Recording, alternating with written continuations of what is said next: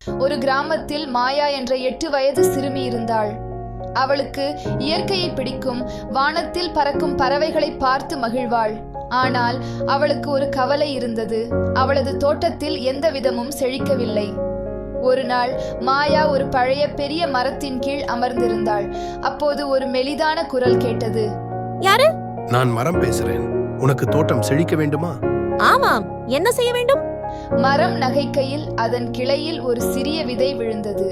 இந்த விதையை நம் மனசு நல்லதாக இருக்கும்போது மட்டும் நீர் விடு. அப்பொழுது அது ஒரு அதிசய மரமாக வளர்ந்து உனக்கு செழிப்பையும் மகிழ்ச்சியையும் தரும்.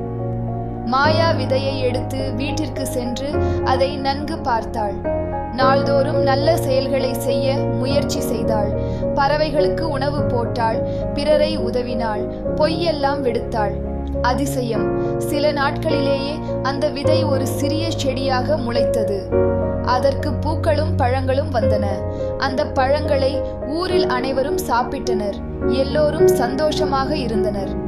அப்போதுதான் மாயா உணர்ந்தாள், நல்ல எண்ணங்களும் செயல்களும் ஒரு மரத்தை மட்டுமல்ல, முழு வாழ்க்கையையே செழிக்க வைக்கும்.